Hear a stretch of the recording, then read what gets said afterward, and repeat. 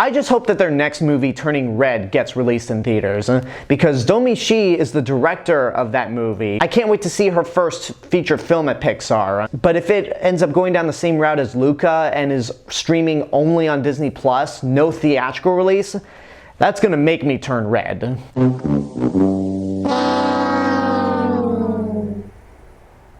I do not approve. I really did not approve of that story when it was announced that Turning Red would be a Disney Plus exclusive. Although I gotta say, my anger sure worked that day. But how's the movie itself? Well, let's find out.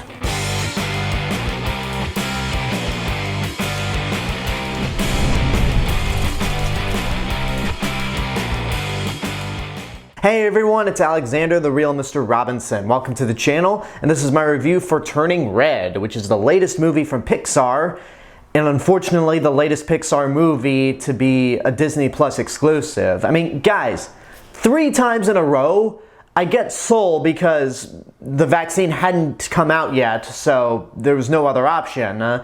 But Luca and Turning Red, that decision kind of perplexes me, but regardless of that, this is directed by Domee Shi. This is her first feature film. She directed the Academy Award-winning short Bao, which, if you saw The Incredibles 2, that short played in front of it. So this is her big feature film at Pixar, and she's also the first woman to direct a feature film for the company. The movie takes place in 2002 and follows a teenage girl named Mei Lin, who is a Chinese Canadian living in Toronto with her family. She's an A student, she hangs out with her group of friends, they obsess over boy bands, but she also helps her parents, especially her mom, take care of the family's mystical temple. But one night, something happens to where Mei Lin turns into this giant red panda. And when her parents find out and tell her that, yeah, this is something that happens to all the women in our family,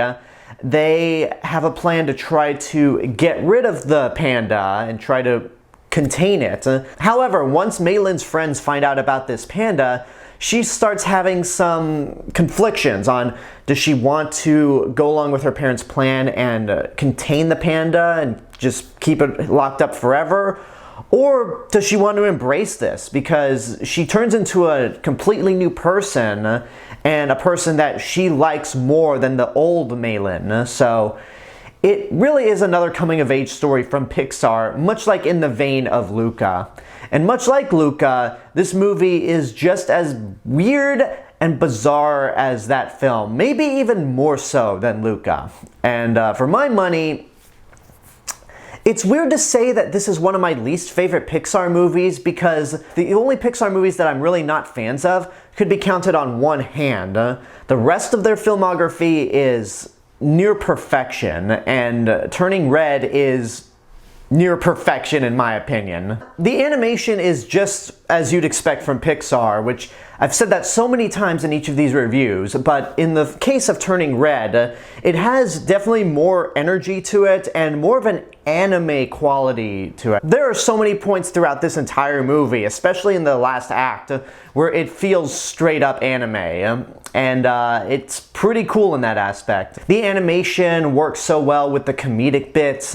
It's a very colorful movie, and I love the character designs, and it reminds me in a way of the movies that Brad Bird made for Pixar, the 2 Incredibles films and Ratatouille. The character designs that Domee Shi has in her movies, this and Bao, look really distinct from other Pixar movies, but they still feel like they're from Pixar. And as for the characters themselves, I found them rather charming. I've heard a lot of people complain about Mei Lin being absolutely obnoxious, this just really irritating teen girl, and as somebody who was in, let's see, 2002. I was still in elementary school, but it was in the early 2000s where I started becoming a teenager and started middle school. So for anyone who's actually been to middle school, especially in that period of time, this is very authentic to how girls acted. I mean, not all of them, but I do remember a select few girls at my school who kind of had that same mentality or attitude. But you also have to take in consideration that Mei Lin is 13 years old. Like, she's a teenager trying to find who she is, and if she wants to just be her own person, or she wants to be the cute little innocent girl that her parents view her as, especially her mom.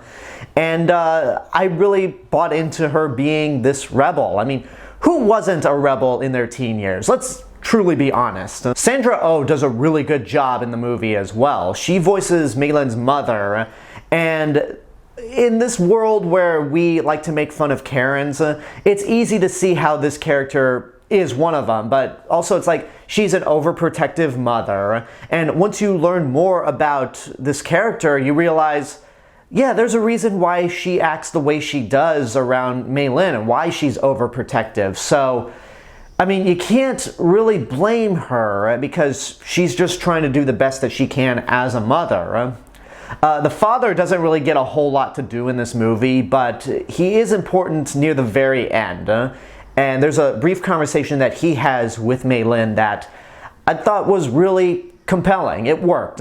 Mei-lin's group of friends are a lot of fun as well, especially Abby, who is just that insane bug nuts, like, crazy girl that some of us may have known back in middle school, but she's honestly one of the funniest characters in that whole movie, especially with how she's animated. She pretty much steals every single scene that she's in. I don't really have any criticisms at the moment. The most negative thing I can say about this movie is that it's not one of my favorite Pixar movies, which again, as I said earlier, that doesn't really mean a whole lot, but if I had any criticisms at all concerning Turning Red, it would be the backlash that this movie has gotten. Now look, I can understand if some people can't relate to this movie. I can completely understand that. But to try to paint this narrative as this movie is bad or no one can relate to it, that is just a steaming load of shit. I feel like there is a slight bit of racism or sexism going into the backlash with this movie, which is really not fair because it's really good. And also, a lot of Pixar movies deal with a lot of mature subject matters. Like Up, for example. The first 20 minutes of that movie is a couple going through their whole lives, and then the old man has to watch his wife die. Inside Out deals with a young girl who's trying to juggle her emotions as she goes through a new stage in her life. Soul deals with like the afterlife, how we started, and how you would go about your own life if you were given a second chance. Last year's Luca was itself a coming-of-age story, and based on some of the stuff that we've heard about Disney censoring some of the gay subtext that Pixar wants to put in, you could definitely see some of the gay subtext that could have been applied to Luca, which itself is a coming-of-age story, but for some reason, this movie is getting the big amount of backlash, and I just don't get it. I remember back when Brie Larson was giving a speech about the problem with diversity in film criticism. The criticisms that Turning Red has gotten actually validates her argument, because a lot of the backlash I've seen, sorry to say, it's coming from white film critics. Oh, and another example I'll mention from Pixar, Coco. That movie is focused on Mexican family and involves the Day of the Dead celebration, but nobody said at all that people can't relate to that movie, like some people have said about Turning Red. I don't know. This backlash against Turning Red is just so stupid. For me, I would say it's worth seeing in your lifetime. I'm not going to go as far as to say get off your ass and go see it right now, because again, one of my least favorite Pixar movies, and if I'm going to be honest, the first few minutes of the movie didn't really work for me, but it got better as it went along, and the movie itself has improved for me over time. So, if you don't like this movie, that's fine, but don't try to speak on everyone's behalf that, oh, no one's liking this movie, because that is not true at all. And there you go, that's my review for Turning Red. I hope you enjoyed it, and I do appreciate if you stuck around for my mini rant about the backlash against this movie, because I had to get it out. So a few couple things. First of all, I hope you enjoyed this new background that I have right there. It definitely adds a bit more character than the previous background, which was just all gray. And also, I know it's been a while since I put videos up on this channel. I mean, It actually hasn't been that long. It hasn't been like a full month. But in between moving into my new place, which I'm still slowly moving into, I just got a DVD shelf and I'm putting up all my DVDs and Blu-rays together. But I should be back on track to make some more videos, at least more consistently. Not as consistent as last year, but definitely more consistent than I've been for the first 3 months of this year. Again, thank you guys for subscribing. Thank you for your patience as I'm getting my personal life back on track. And now I want to know what you guys think about Turning Red. If you've seen it, what did you think? Whatever the case may be, let me know in the comments below. And until next time, this is the real Mr. Robinson telling you there is only one. Hello everyone, I just wanted to say thank you all for watching my review for Turning Red. Make sure you like the video, subscribe to the channel, and hit the bell button to get notifications. Don't forget to follow me on Facebook, Twitter, Instagram, Twitch. Go subscribe to my theme park channel and support me on Patreon. I'll see you guys in the next video, but until then, have a good day and take care of yourselves.